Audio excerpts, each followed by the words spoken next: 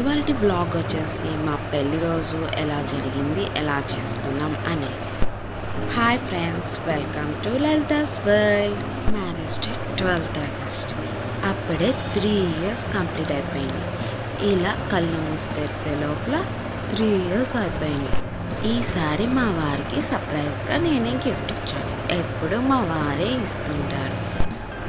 మా ఆవిడ ఏ గిఫ్ట్ ఇచ్చిందా అని ఎగ్జైటెడ్గా ఓపెన్ చేస్తున్నారు.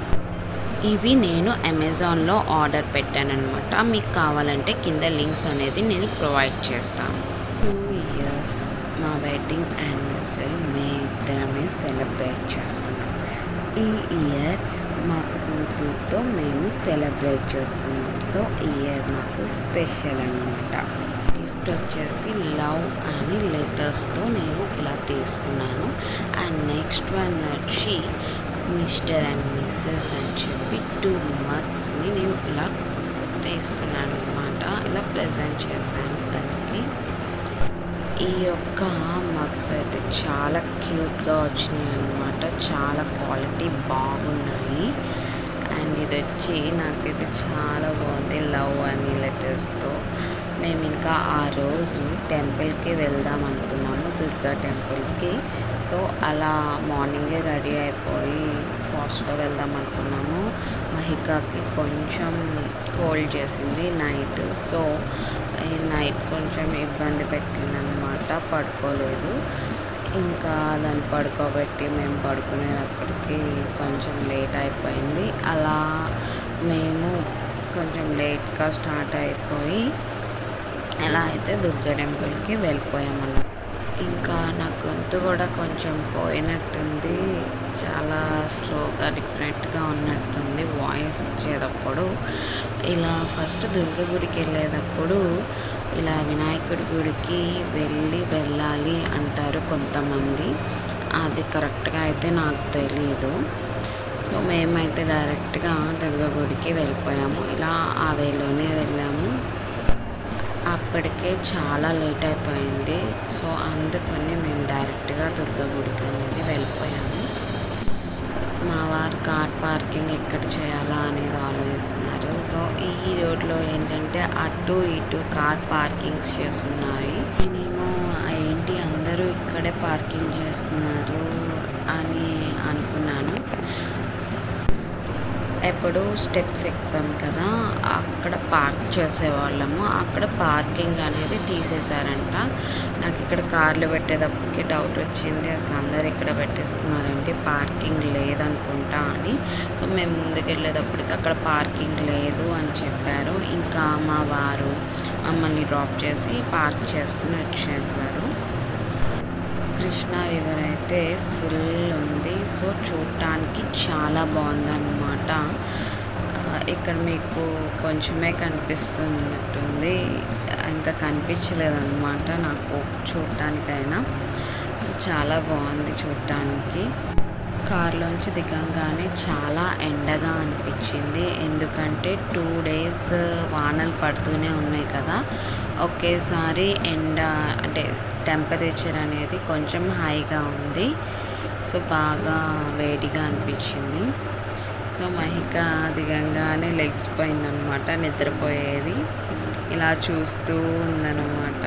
సో తనకు కూడా వేడిగా ఉంటుంది కదా. డైరెక్ట్గా కార్తో కొండపైకి వెళ్ళిపోవచ్చు. మేము ఏంటంటే స్టెప్స్ ఎక్కుదాం అనుకున్నాము కాబట్టి ఈ రోడ్ వైపు వచ్చామన్నమాట. లేకపోతే డైరెక్ట్గా కొండపైకి వెళ్ళిపోయి దర్శనం చేసుకోవచ్చు. మహికాకి గాలాడట్లేదంట. ఇలా పేపర్ తీసుకుని ఇలా విసురుతున్నారు.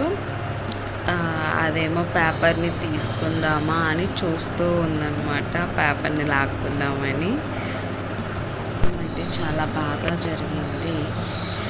ఇలా లాస్ట్లో ఒక పిక్ దిగేసేసి రిటర్న్ అయిపోయాము. మేము వచ్చి కార్ తీసుకునేటప్పటికి 2 అయిపోయింది. ఇంకా లంచ్ టైం అయిపోయింది. మేము రెస్టారెంట్కి వెళ్దామని డిసైడ్ అయ్యి రెస్టారెంట్కి వెళ్ళామన్నమాట మీల్స్ తినడానికి. ఇక్కడ నన్ను అయితే మహిక అస్సలు తినివ్వలేదు.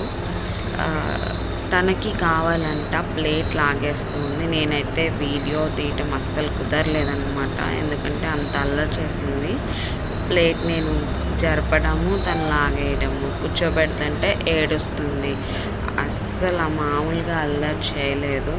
తనకు ఆకలేస్తుందేమో అని చెప్పి పాలు ఇచ్చినా కూడా పాలు తాగలేదు. తనకు అదే కావాలంట ఫుడ్. ఎంతసేపు లాగుతూనే ఉంది. చేయి తీస్తున్నా అందుకుని మరీ లాగుతుంది. అసలు చాలా అల్లరైపోయింది. ఇంకా అంతే అనుకుంటా. ఇక్కడ నుంచి బాగా అల్లరి చేస్తారనుకుంటా. 6 months కంప్లీట్ అయ్యాక ఇప్పుడు దాకా చాలా సైలెంట్గా ఉందన్నమాట. అవి ముట్టుకోకుండా, అవి తీసుకోకుండా.